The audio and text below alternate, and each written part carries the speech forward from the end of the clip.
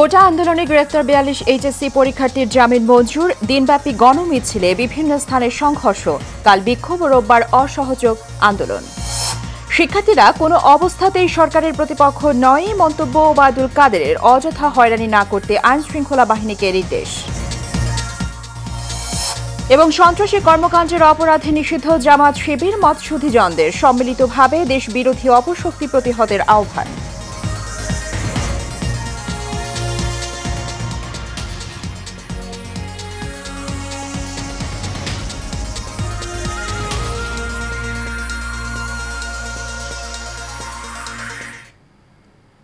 স্বাগত Asian prime নিউজে। দর্শক, সংবাদ জুড়ে সাথে আছি সুবর্ণা গোলন্দাজ।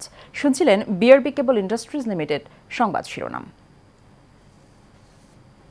কোটা সংস্কার আন্দোলনকে কেন্দ্র করে সহিংসতার ঘটনায় ঢাকায় রুজু হওয়া মামলায় গ্রেফতার ৪২ জন এইচএসসি পরীক্ষার্থী জামিন দিয়েছেন আদালত।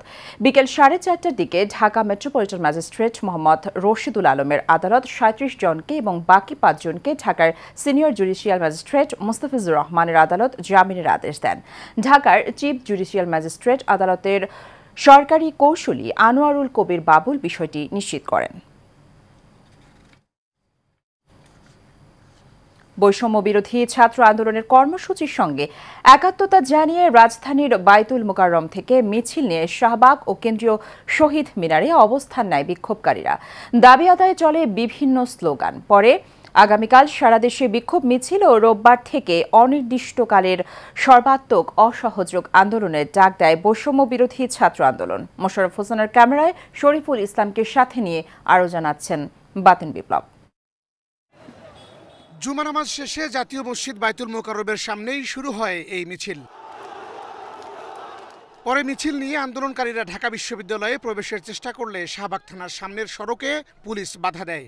পরে তারা কিছুক্ষণ শাহবাগে অবস্থান নিয়ে মৎস্য ভবনের দিকে এগিয়ে যায়। সেখান থেকে হাইকোর্ট মোড় হয়ে দোয়েল চত্বর দিয়ে কেন্দ্রীয় শহীদ মিনারের বিক্ষোভকারীদের সাথে অবস্থান নেয়। এ সময় শিক্ষার্থীদের সঙ্গে বিভিন্ন শ্রেণী পেশা ও বয়সের মানুষের উপস্থিতি দেখা যায়। তারা শিক্ষার্থীদের আন্দোলনে নিহতদের প্রতিবাদ জানিয়ে স্লোগান দিতে থাকে। বৈষম্য বিরোধী ছাত্র আন্দোলনের আরেক অংশ রাজধানীর শাহবাগ মোড়ে অবস্থান নেয়। এ সময় এক সমন্বয়ক ৯ দফা দাবির বিষয়টি আবারও তুলে ধরেন। ইতিমধ্যে ঘোষণা দিয়েছে আন্দোলন সফল না হওয়া পর্যন্ত তারা কোনো পরীক্ষায় বসবেন না। সকল শিক্ষা প্রতিষ্ঠানের শিক্ষার্থীদের উদ্দেশ্যে বলবো, আমরা যে ডাক দিয়েছি, আমাদের ডাকে সারা বাংলাদেশের মানুষ রাজপথে নেমেছে। ছাত্র সমাজের ৯ দফা আদায় না হওয়া পর্যন্ত আমরা কোন পরীক্ষায় ক্লাসে বসবো না। ৯ দফা দাবি বাস্তবায়নে রাজধানী মিরপুর উত্তরায় বিক্ষোভ হয়েছে। সেখানে পুলিশের সাথে ধাওয়া পাল্টা ধাওয়ার সময় বেশ কয়েকজন আহত হয়। বাতিন বিপ্লব, এশিয়ান টেলিভিশন, ঢাকা। লক্ষ্মীপুরে বৈষম্য বিরোধী আন্দোলনকারীদের সঙ্গে যুবলীগ ছাত্রলীগের ধাওয়া পাল্টা ধাওয়া ও ইটপাটকেল নিক্ষেপের ঘটনা ঘটেছে। এ সময় উভয় পক্ষের অন্তত ১০ জন আহত হয়েছেন। খুলনাতেও বৈষম্য বিরোধী আন্দোলনকারী শিক্ষার্থীদের সঙ্গে পুলিশের ধাওয়া পাল্টা ধাওয়া ও সংঘর্ষের ঘটনা ঘটেছে। এ সময় পুলিশ টিয়ারশেল নিক্ষেপ করে। এছাড়া হবিগঞ্জের সংঘর্ষ থেকে এমপির বাসভবন, আওয়ামী লীগের অফিস সহ কয়েকটি সরকারি অফিসে ভাঙচুর ও আগুন দেওয়ার ঘটনা ঘটেছে। শিক্ষার্থী, পুলিশ ও ছাত্রলীগের ত্রিমুখী সংঘর্ষে রণক্ষেত্রে পরিণত হয় রাজধানীর উত্তরা।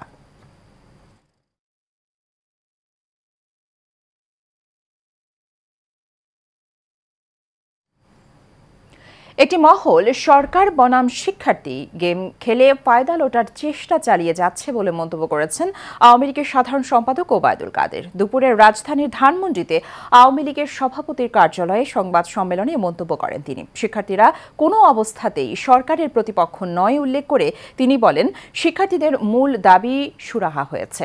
এই মিতুর রিপোর্টে বিস্তারিত। রাজধানীর ধানমন্ডিতে আওয়ামী লীগ সভাপতির কার্যালয়ে সংবাদ সম্মেলনে কথা বলেন দলটির সাধারণ সম্পাদক ওবায়দুল কাদের। এ সময় তিনি বলেন, শিক্ষার্থীদের মূল দাবি সুরাহা হয়েছে।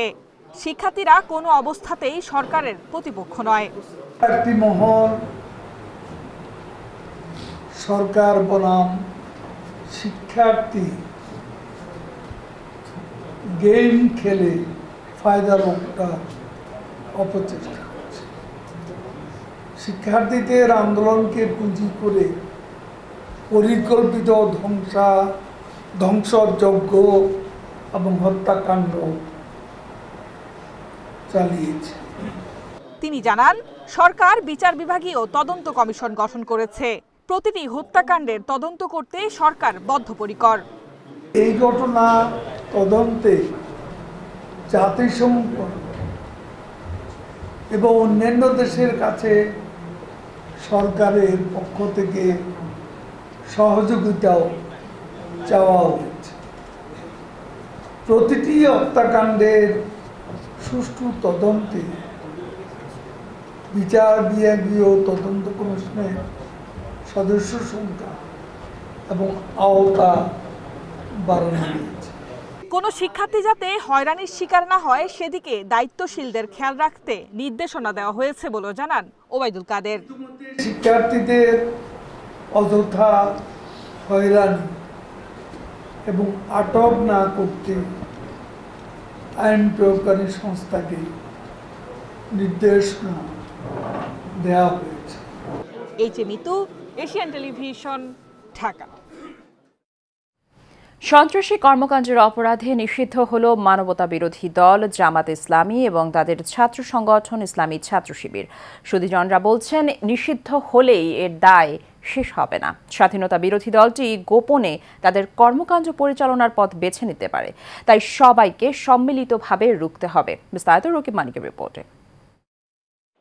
স্বাধীনতা বিরোধী দল জামায়াতে ইসলামী ৭১-এর মানবতা বিরোধী অপরাধের সঙ্গে সরাসরি যুক্ত ছিল দলটির কর্মীরা। তাদের মদতে বুদ্ধিজীবী নিধনসহ হয়েছে ঘৃণ্য অপরাধ। স্বাধীন বাংলাদেশে এই দলটির অনেক নেতাই পরে হয়েছেন মন্ত্রী আমলা। দেশের জাতীয় পতাকাবাহী গাড়িও ব্যবহার করেছেন তারা। তখনই মানুষের মনে প্রশ্ন জাগে, স্বাধীনতা বিরোধীরা কিভাবে স্বাধীন পতাকার সম্মান পায়। দাবি ওঠে মানবতা বিরোধী অপরাধের বিচারের। শুরু হয় বিচার কাজ। সম্প্রতি কোটা সংস্কার আন্দোলনের সুযোগ নিয়ে দেশব্যাপী সন্ত্রাসী কর্মকাণ্ডের জেরে জামাতে ইসলামীকে নিষিদ্ধ করে প্রজ্ঞাপন দেয় সরকার। সুধীজনরা বলছে, এদের রুখতে হলে সামাজিকভাবে মুক্তিযুদ্ধের চেতনা ছড়িয়ে দিতে হবে। ধর্মভিত্তিক রাজনীতি বন্ধ করা বা সেটা থেকে উত্তরণের একটা ধাপে আমরা এখন এসেছি, কিন্তু আরও অনেক ধাপ অতিক্রম করতে হবে এবং দীর্ঘ সময় লাগবে। সেইটার জন্য একটা সম্মিলিত উদ্যোগ দরকার এবং পরিকল্পনা দরকার। দলটি নিষিদ্ধ হলেও গোপনে এদের কর্মকাণ্ড চালিয়ে যেতে পারে, সেদিকে সবাইকে সচেতন হওয়ার পরামর্শ দেন ঘাতক দালাল নির্মূল কমিটির সাধারণ সম্পাদক আসিফ মনির। জামাতের বিভিন্ন সময়ের তাদের যে অপকর্ম বা তাদের সন্ত্রাসী কার্যক্রমগুলোর, তো সেগুলো সামনে নিয়ে আসা, সেগুলোর অডিও ভিজুয়াল তৈরি করা বা সরাসরি গিয়ে কথা বলা, বিশেষ করে নতুন প্রজন্মের সাথে, যারা নেটিজেন আছে তাদের সাথে, শিক্ষা প্রতিষ্ঠানে যাওয়া, সেগুলো রাষ্ট্রীয়ভাবে করতে গেলে সময় লাগতে পারে। সেই জন্য এটার আসলে একটা সামাজিক আন্দোলনের রূপ দিতে হবে। মুক্তিযুদ্ধের প্রকৃত ইতিহাস সবার মাঝে তুলে ধরার আহ্বান জানান এই শহীদ সন্তান। Rakib Manik, Asian television, Dhaka.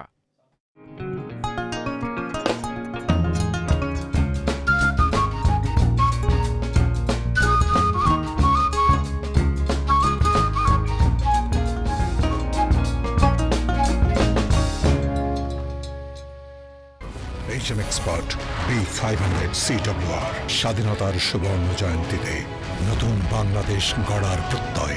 HM Steel B500 CWR।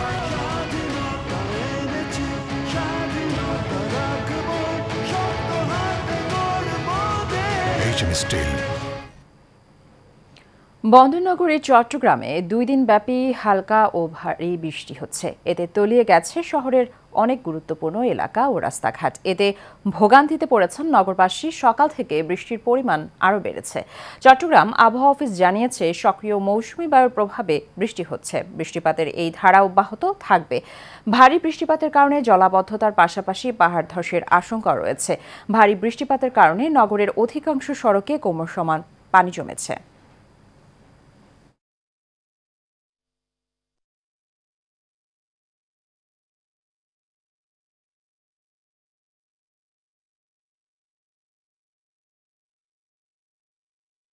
দাঁত, খোসপাচড়া, ফুসকুড়ি সহ সকল রোগের মলম এবং বিফলে মূল্য ফেরত। লোক সমাগম স্থানে প্রায়ই দেখা যায় এভাবেই ওষুধ বিক্রি করছেন হকাররা। চিকিৎসা বিজ্ঞানের ভাষায় একে বলে অপচিকিৎসা। এই বিষয়ে একান্ত সাক্ষাৎকারে কথা বলেছেন আন্তর্জাতিক ত্বক বিশেষজ্ঞ অধ্যাপক ডাক্তার এমইউ কবির চৌধুরী।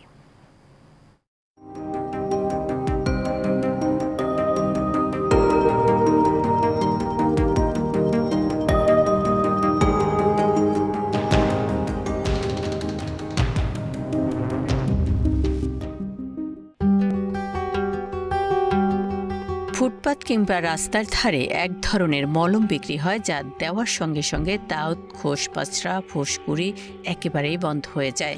এরকম ওষুধ বিক্রেতা হরহামেশাই আমাদের চোখে পড়ে, কিন্তু এর পরবর্তীতে পার্শ্ব প্রতিক্রিয়া ত্বকের জন্য ভয়াবহ বিপর্যয় ডেকে আনে। অপচিকিৎসা বা মেল ট্রিটমেন্ট এটা অতি বেশি আমাদের দেশে, যেটা উন্নত বিশ্বগুলিতে নাই। তো এটা হয় কি অনেক সাইড এফেক্ট, বিভিন্ন উপাদান থাকে। এটা কিন্তু অনেকটা ধন্যেত্তরী দেওয়ার সঙ্গে সঙ্গে কমে যাবে, তার কারণ এর মধ্যে হাইপার স্টেরয়েড থাকে অথবা কোনো অ্যাসিড থাকে, সঙ্গে সঙ্গে এটা ভালো দেখা যায়, মানুষ এটা ব্যবহার করে, কিন্তু পরবর্তীতে দেখা সাইড এফেক্ট। এরকম রং ফর্সাকারী ক্রিম ব্যবহারের ফলে চামড়া পাতলা হয়ে ছোট ছোট রক্তনালী দেখা যায়, যাতে ত্বকের বিভিন্ন ধরনের রোগের সংক্রমণ হয়। সুন্দর সুন্দর চটকদার বিজ্ঞাপন দিয়ে এই মলম বিক্রি করছেন, ক্রিম বিক্রি করছেন, পাউডার বিক্রি করছেন, এবং তারা বিভিন্ন রকম, এবং মানুষ প্রলব্ধ হয়ে যাচ্ছে, কিন্তু বেশিরভাগই তারা প্রতারিত হচ্ছে। এবং এইটা বন্ধ করার একমাত্র উপায় হলো যদি সরকার চেষ্টা করেন যে এই ধরনের যাদের চিকিৎসা সনদ নাই, সনদ ছাড়া এই চিকিৎসা ব্যবসা করা যাবে না।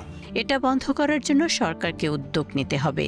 চিকিৎসা সংক্রান্ত ব্যাপারে কোনো কিছু করতে চিকিৎসার সনদ নিতে হবে, তাহলে ক্রমান্বয়ে অপচিকিৎসা থেকে আমরা রক্ষা পাবো, আমাদের ত্বক রক্ষা পাবে।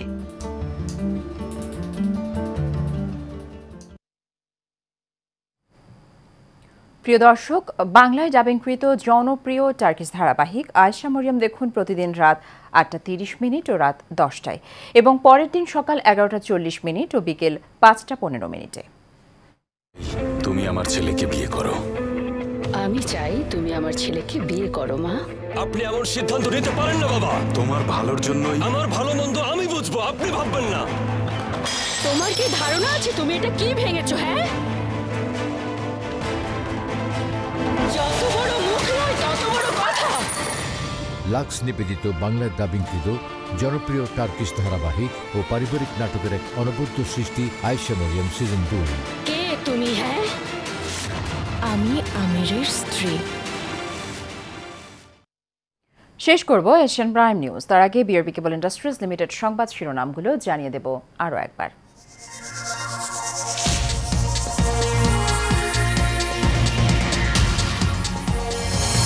কোটা আন্দোলনে গ্রেফতার ৪২ এইচএসসি পরীক্ষার্থীর জামিন মঞ্জুর। দিনব্যাপী গণমিছিলে বিভিন্ন স্থানে সংঘর্ষ, কাল বিক্ষোভ ও রোববার অসহযোগ আন্দোলন। শিক্ষার্থীরা কোনো অবস্থাতেই সরকারের প্রতিপক্ষ নয়, মন্তব্য ওবায়দুল কাদেরের। অযথা হয়রানি না করতে আইনশৃঙ্খলা বাহিনীকে নির্দেশ। এবং সন্ত্রাসী কর্মকাণ্ডের অপরাধে নিষিদ্ধ জামাত শিবির মত সুধীজনদের সম্মিলিতভাবে দেশ বিরোধী অপশক্তি প্রতিহতের আহ্বান।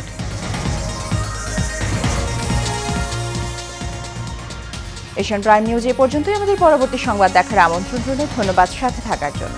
আল্লাহ হাফেজ।